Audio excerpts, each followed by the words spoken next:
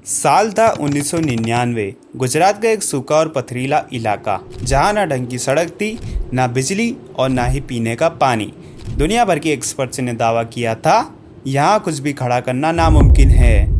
लेकिन एक आदमी ऐसा था जिसकी डिक्शनरी में नामुमकिन शब्द ही नहीं था। नाम था धीरूभाई अंबानी।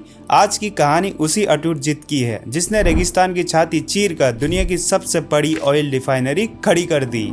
दोस्तों, ये कहानी जामनगर से नहीं, गुजरात के एक छोटे से गांव से चोरवाड़ से शुरू होती है। साल था 1932। एक साधारण परिवार, पिता स्कूल टीचर, ना कोई बिजनेस बैकग्राउंड, ना तिजोरी में पैसा और ना ही हाथ में पावर। लेकिन धीरूभाई की एक सोच उन्हें बाकियों से अलग बनाती थी। उनका विजन, वो हमेशा कहते थे, अगर बड़ा बनना है तो बड़ा सोचना पड़ेगा। छोटी उम्र में ही उन्होंने घर की जिम्मेदारी समझ ली थी। मेले में पकोड़े बेचने से लेकर छोटे मोटे काम करने तक उन्होंने कभी किसी काम को छोटा नहीं समझा।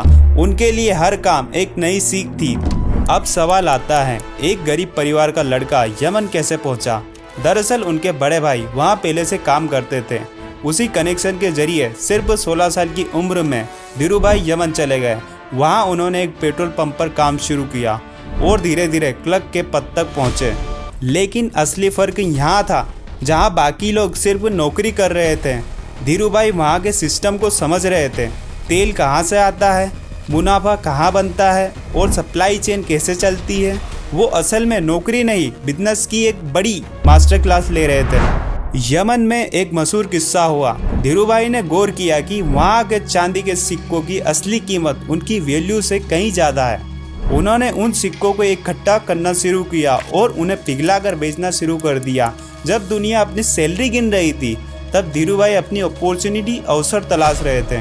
साल 1958 में वो भारत लौट आए। मुंबई की तंग गलियों में अपने कजिन चंपकलाल दामिनी के साथ मिलकर शुरू की रिलायंस कमर्शियल कॉरपोरेशन। एक छोटा सा केबिन, एक टेबल और 3 कुर्सियाँ, लेकिन सपने आसमान से भी ऊंचे। शुरुआत हुई पॉलिस्टर और मसालों के व्यापार से।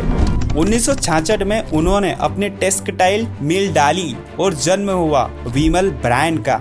देखते ही देखते विमल का कपड़ा पूरे भारत के घर घर की पसंद बन गया और रिलायंस एक बड़ा ब्रांड बन गया। धीरूभाई ने एक ऐसी रणनीति अपनाई जिसे दुनिया बैकवर्ड इंटीग्रेशन कहती है। मतलब, अगर कपड़ा बनाना है तो धागा भी अपना होगा, धागा बनाना है तो कच्चा माल भी अपना होगा और कच्चे माल के लिए तो तेल भी अपना होगा। इसी सोच ने जामनगर रिफाइनरी की नींव रखी। 90 के दशक में उन्होंने फैसला किया कि वो जामनगर में दुनिया की सबसे बड़ी रिफाइनरी बनाएंगे।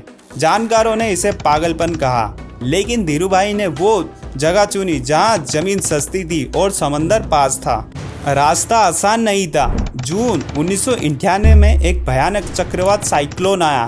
प्रोजेक्ट को भारी नुकसान हुआ, कई साथियों की जान गई। दुनिया को लगा अब रिलायंस रुक जाएगा, लेकिन धीरूभाई का हौसला उस तूफान से भी बड़ा था। काम फिर से शुरू हुआ, पहले से भी 2 गुनी रफ्तार से।